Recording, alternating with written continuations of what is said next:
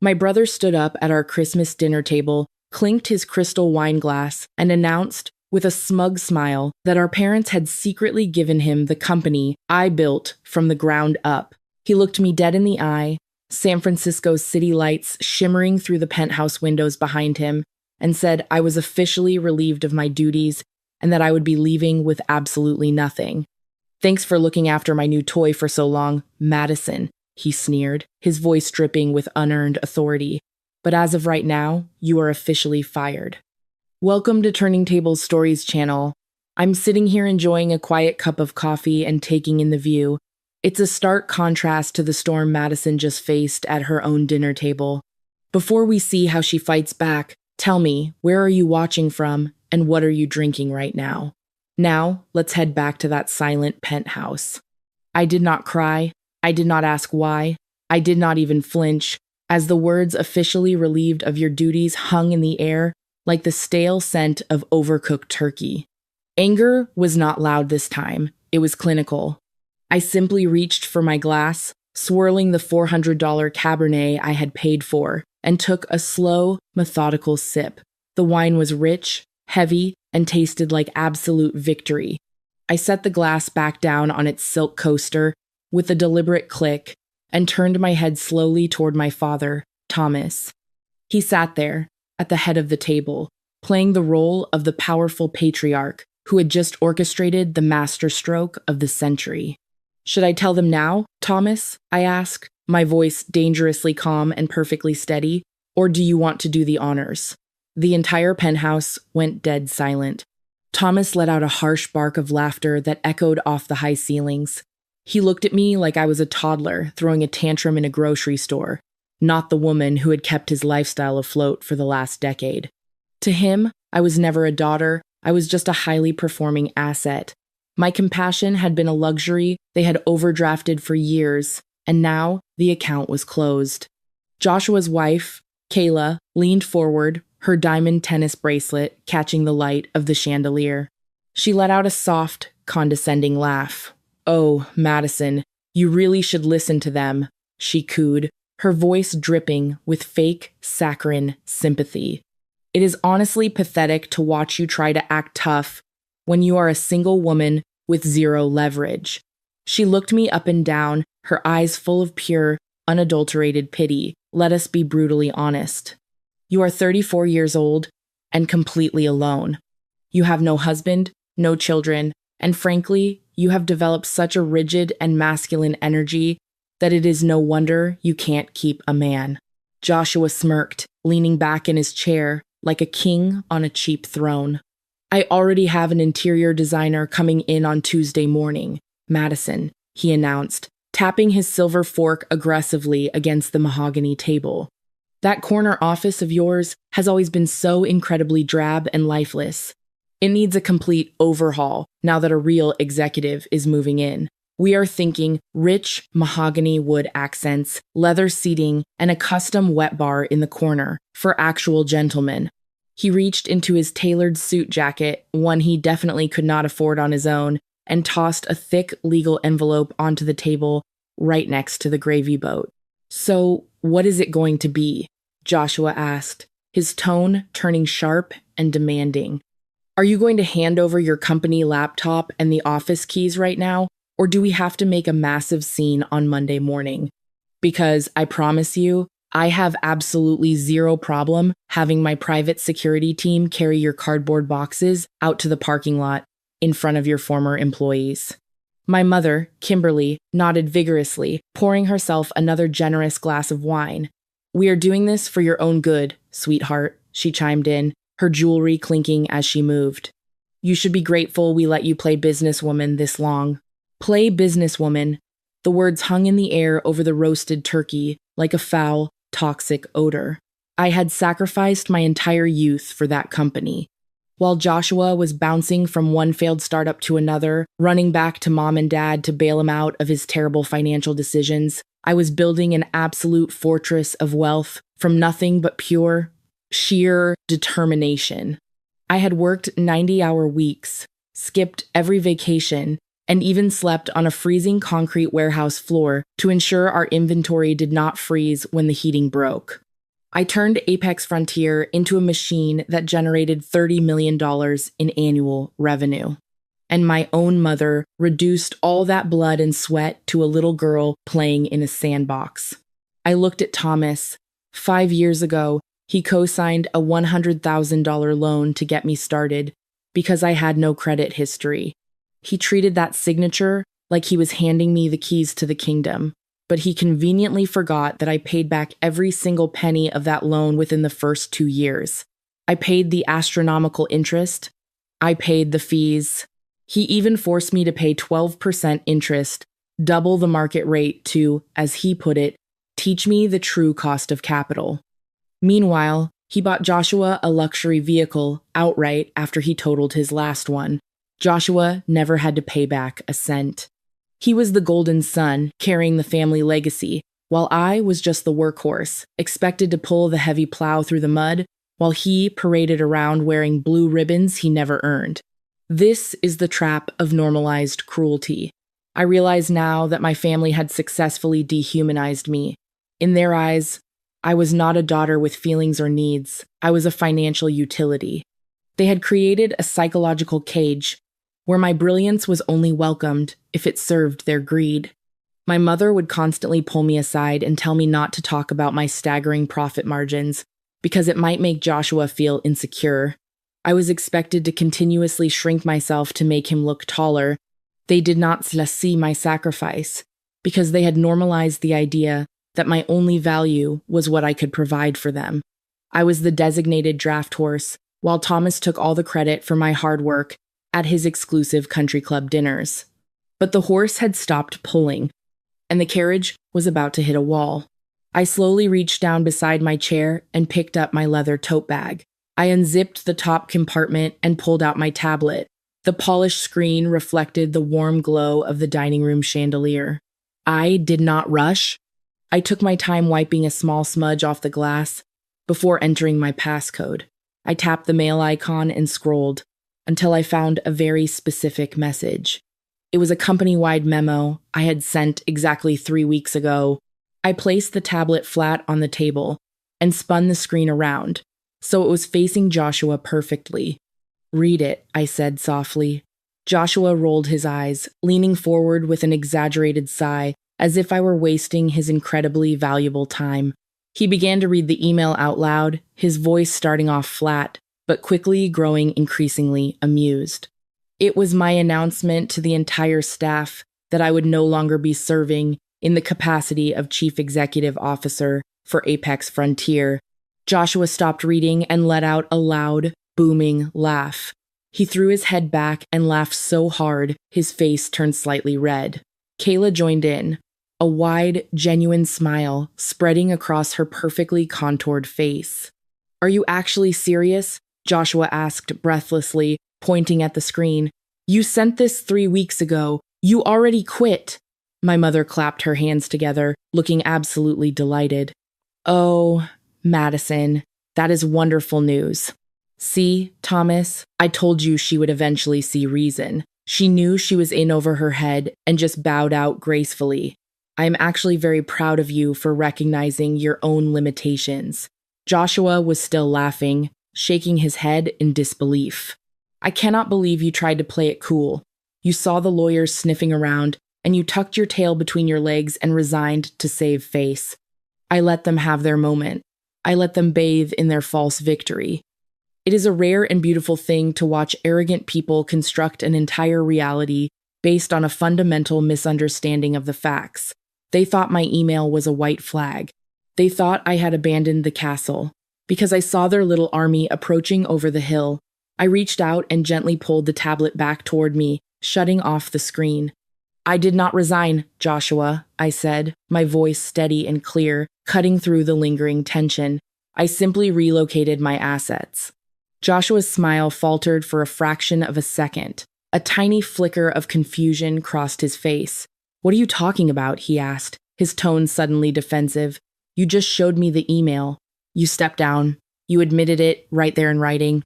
"Yes, I did," I replied calmly, "but you clearly do not understand what that actually means for your immediate financial future."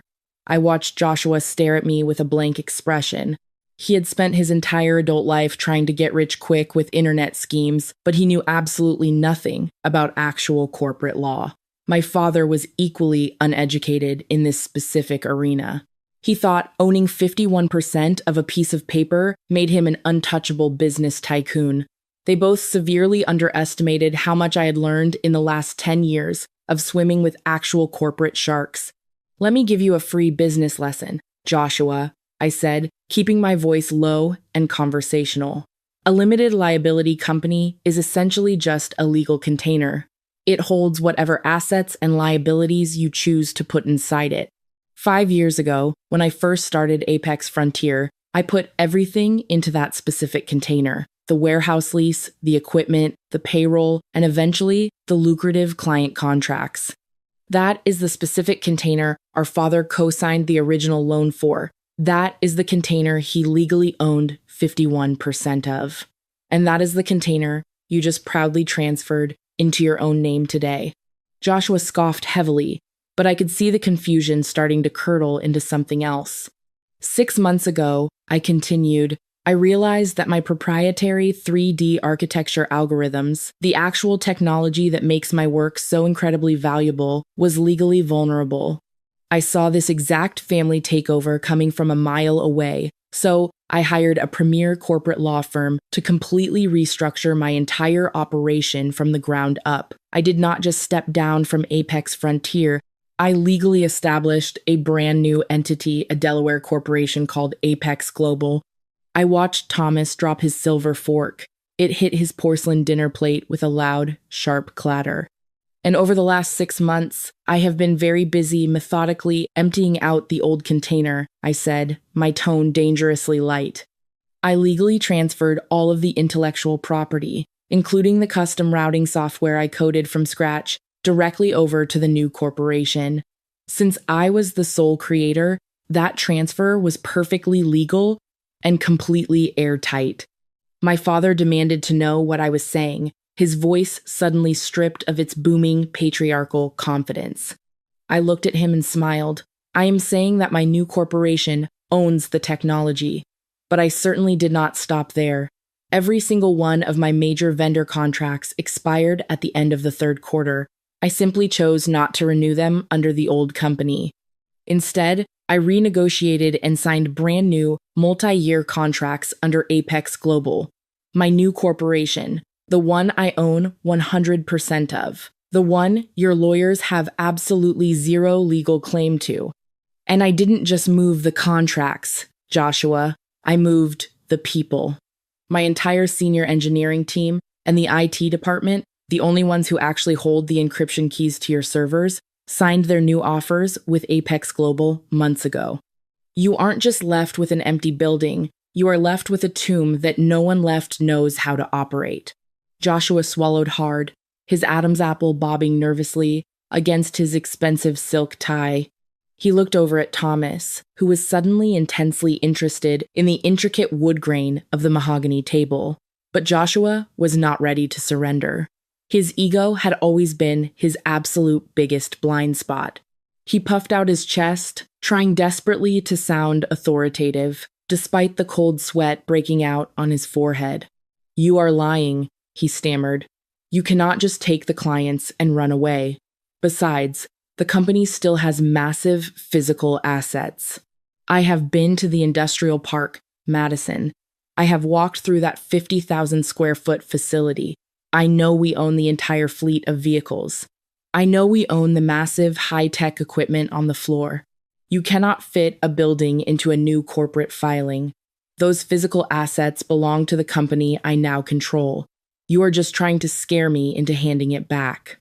I smiled slowly, leaning back in my dining chair, with genuine cold amusement. "You are absolutely right, Joshua," I said, keeping my voice perfectly even and calm. "The company you now control still holds every single one of those physical assets. You own the exclusive right to use the facility. You own the right to operate the fleet. You own the expensive machines." Joshua let out a loud, dramatic breath of relief, looking over at Kayla with a triumphant grin. "See," he said to his wife, She is just bluffing us. We have the entire infrastructure in place. Kayla did not smile back at him. She was staring directly at me, waiting for the other shoe to drop. She knew I was nowhere near done.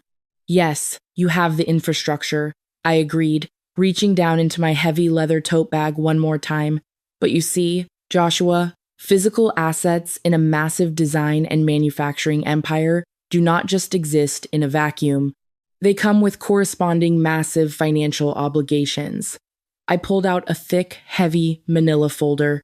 It was stuffed to the brim with official-looking documents, heavily stamped with red, urgent ink. I tossed it casually onto the center of the table, right next to his precious corporate transfer documents. It landed with a heavy, loud thud that made Kimberly flinch.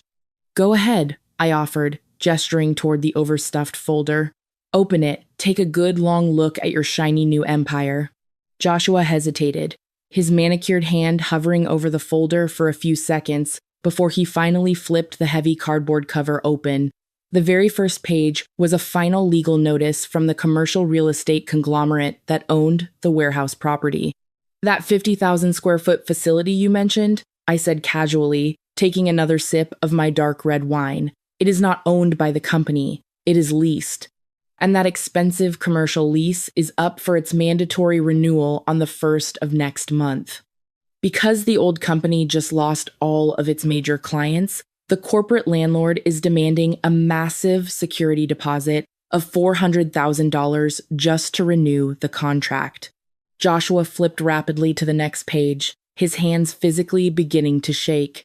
"And those automated sorting machines you were just bragging about," I continued, my voice ringing clear through the silent room. "They require mandatory annual maintenance and strict software licensing fees, which are completely due next week. I should also mention the cost for structural simulation compliance, a safety protocol Thomas personally instructed me to ignore for 2 years to pad his own pockets. Now that he's out and you're the CEO, the inspectors are demanding immediate payment and a full audit. Add in the crushing fleet vehicle insurance premiums, the commercial liability coverage, and the deferred state business taxes from the previous quarter I listed with lethal precision." Thomas finally spoke up, his voice incredibly tight and strained.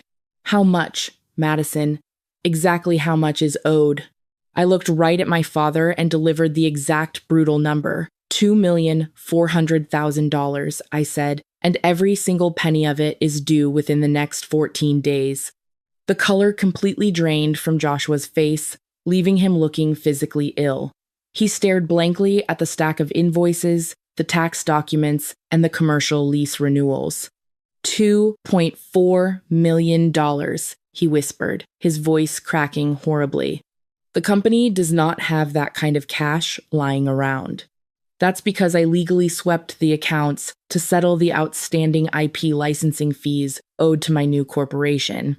And since you no longer have the contracts or the technology to generate that $30 million in revenue, no bank on earth will lend you a single cent. You have all of the overhead and zero of the income." Joshua looked up at me, pure, unadulterated panic swimming in his eyes. This is the reality of what I call the illusion of power from an empty wallet. Joshua thought that a title and a corner office made him a leader, but he forgot that, in business, you are only as strong as the capital you control. He was so obsessed with having the company that he never bothered to understand what being the owner actually required. He wanted the prestige of the crown, but he was too lazy to notice that the treasury was empty, and the creditors were at the gate. "We will just declare bankruptcy then," Joshua stammered, searching for an escape. "We will dissolve the company tomorrow morning." I leaned forward, resting my elbows on the table, and gave him a terrible, predatory smile. "You cannot do that, Joshua. Did you even bother to read the secondary DocuSign link I sent you alongside the transfer papers? You were so desperate to show Father you were in control that you signed the unconditional personal guarantee for the company's credit lines and lease renewals. You didn't just accept the shares. You personally pledged your house, your cars, and your entire future to back a company that is now a hollow shell." The dining room was dead silent. Even my mother completely stopped breathing. That means the angry creditors will not just go after the empty company, I explained, watching his perfect world completely collapse. They are going to go after you personally. They will go after your personal bank accounts. They will go after your luxury cars. They will go after anything of immense value you currently hold. You did not just steal my company, Joshua. You volunteered to take my garbage to the dump, and you signed an ironclad contract saying you would personally pay for the absolute privilege. Thomas's face turned a deep, alarming shade of purple. He slammed his heavy fists onto the mahogany table, causing the fine china and the crystal wine glasses to rattle violently. He stood up, towering over the table, his chest heaving with uncontrolled anger. He did not yell at Joshua or Kayla. Instead, he turned his burning rage entirely toward me. "You did this on purpose," Thomas roared, pointing a thick, shaking finger directly at my face. "You planned this entire thing. You deliberately stripped the company of its most valuable assets to leave your brother holding the bag. You set us all up." He leaned across the table, trying to use his physical size to intimidate me, just like he had done throughout my entire childhood. "You think you are so incredibly smart, with your new Delaware corporation and your sneaky little asset transfers. But you forgot exactly who you are dealing with.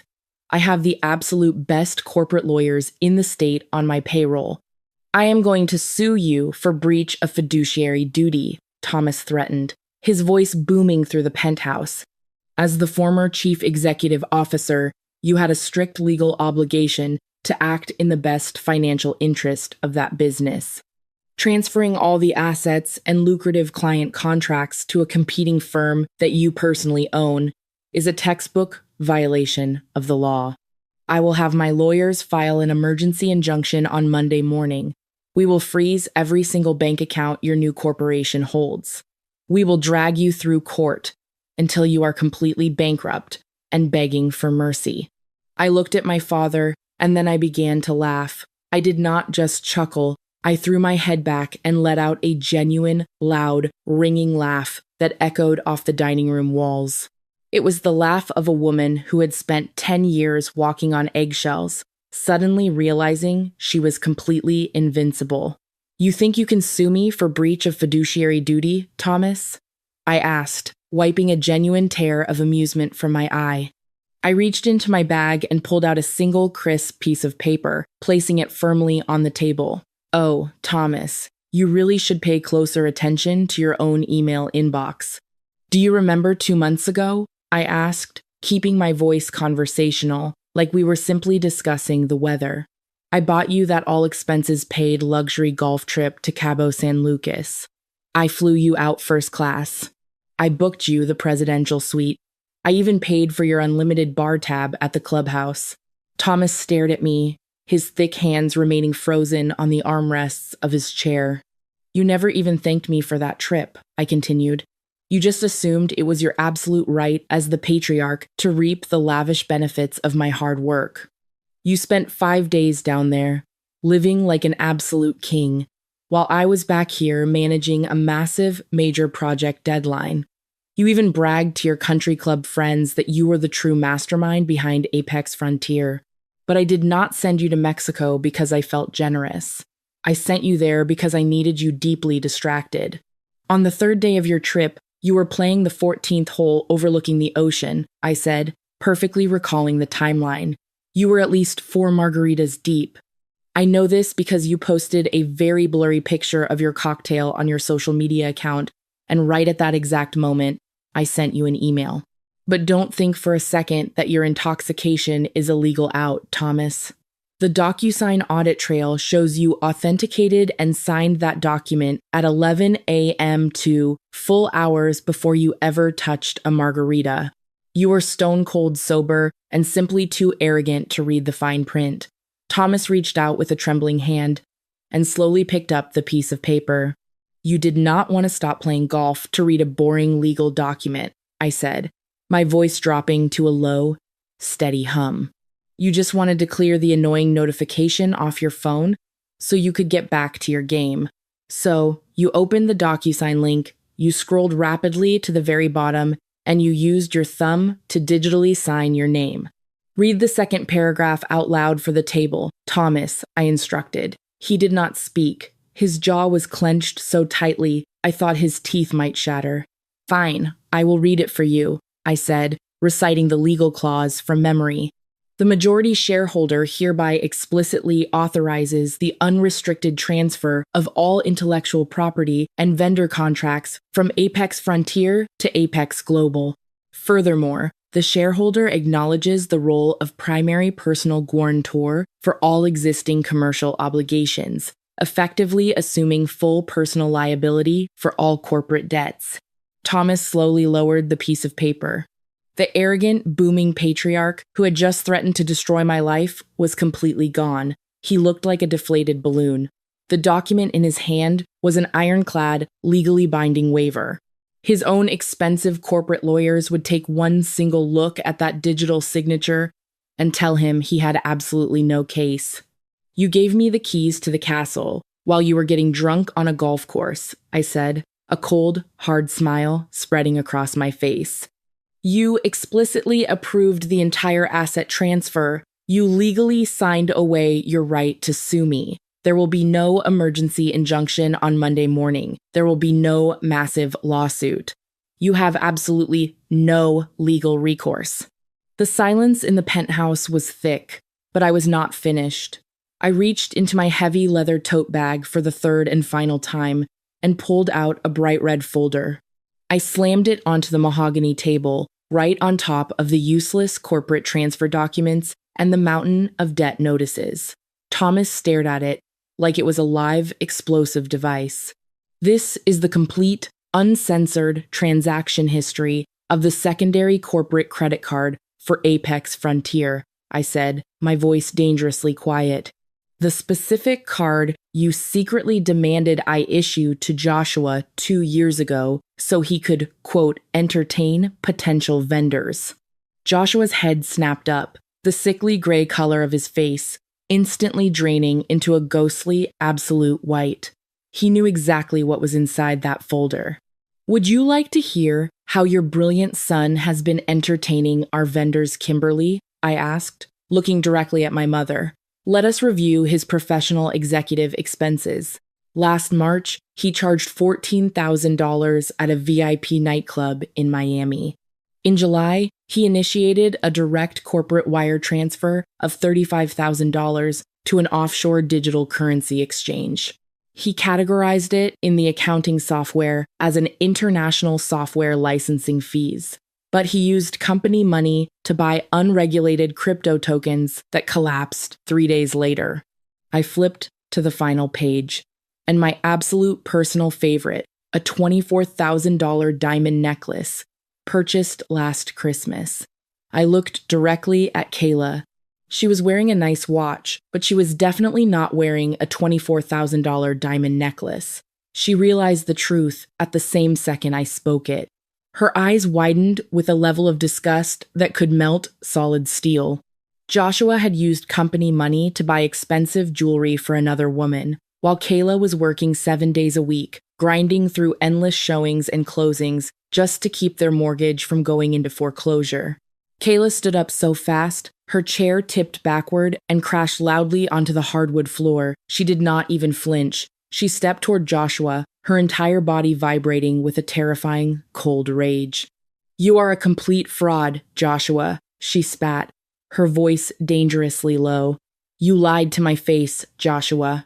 You told me those HELOC papers were for a bridge loan to fund our own real estate development, but you were actually just funneling our home equity into this hollow shell of a company to satisfy your father's ego." She violently yanked her massive diamond wedding ring off her finger and slammed it onto the mahogany table. "I am filing for an emergency divorce on Monday morning, and I am aggressively pursuing full legal custody of our child," she announced. "Do not try to call me. You are completely dead to me." As Kayla walked out into the freezing night, Joshua finally snapped.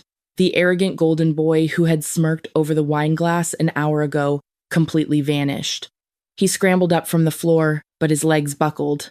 He practically crawled across the rug, closing the distance until he was directly at my feet. He grabbed the hem of my silk coat with trembling, sweaty hands. "Madison, please," he sobbed, his voice breaking into a high-pitched, pathetic wail. "Please, you have to save me. You have the money. Your new corporation has the millions. You can easily write them a check on Monday morning and make this all go away. I will step down immediately. I will sign the company back over to you. I will scrub the warehouse floors on my hands and knees. Just please pay the landlord. I cannot go to federal prison. I cannot lose everything I have." I took a deliberate step backward, ripping the hem of my coat out of his sweaty grasp. I looked down at him with pure, cold disgust. "You stopped being my family the absolute second you tried to steal my life work, Joshua," I said, my voice ringing with finality. "You wanted the heavy crown so desperately. Now you get to feel exactly how much it weighs as it snaps your neck. Exactly 1 year has passed since I walked out of that front door. They say that karma is a slow-moving train, but in my family's case, it arrived with the speed and destructive force of a massive freight locomotive. The spectacular collapse of my brother and my parents did not happen over decades. It was an immediate freefall. While the formal Chapter 7 bankruptcy process would eventually take months to finalize, the freezing of their operating accounts and the immediate seizure of the facility by the landlord meant the company was effectively dead before the first week was over. By that Monday morning, the commercial landlord executed the emergency injunction.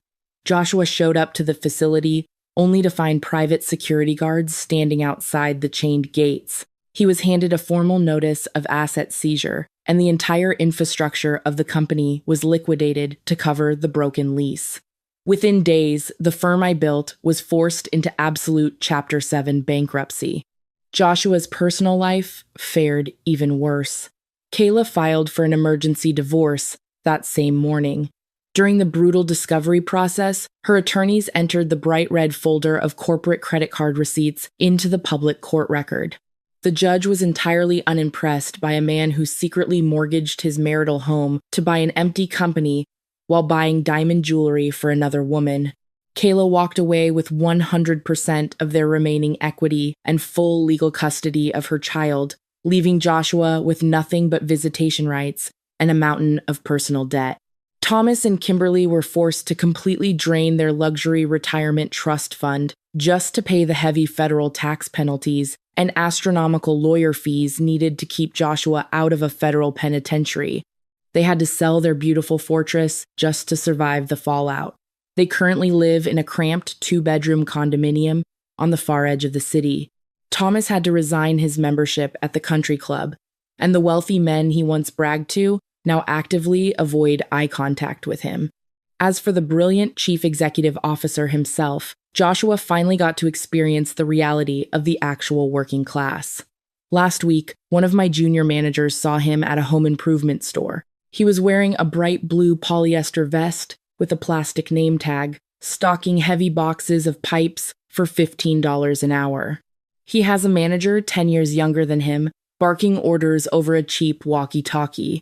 While Joshua stocks plumbing supplies, I am standing in my new corporate headquarters in the heart of Manhattan. My office features floor-to-ceiling glass windows with a panoramic view of the skyline. Just this morning, I finalized a Series A funding round for $30 million. A major venture capital firm valued my new corporation, Apex Global, at over $100 million. I am no longer just surviving. I am building an international empire on my own terms. Looking back at that Christmas dinner, I have come to realize that the greatest revenge was not the corporate trap I set. It was not the financial ruin of my parents, or watching Joshua lose his mind over the debt. Those were just consequences of their own greed. The most exquisite revenge was the quiet realization that I simply no longer care what they think of me. For 34 years, my self-worth was tethered to their conditional approval. I built a company just hoping my father would look at me with pride. But the second I walked out into that freezing night, the chain shattered. True family is not an obligation you are born into. It is a conscious choice you make every single day. If you find yourself in a similar situation, trapped by the weight of a toxic family dynamic, Remember that you do not owe your life to people who refuse to respect you. You are allowed to set ironclad boundaries. You are allowed to walk out that front door and never look back. Do not let anyone weaponize your own guilt against you. Forgiveness is not always for the other person. Sometimes it is the only way to set yourself free. I evicted them from my mind, and the profound silence they left behind is the most beautiful thing I have ever experienced. Have you ever had to walk away from a toxic family member to protect your own peace? I would love to read your stories of personal triumph in the comments below. If my journey resonated with you, please hit the like button and subscribe for more stories about resilience and setting boundaries. Thank you for watching, and remember that the best revenge is always building a successful life completely without them.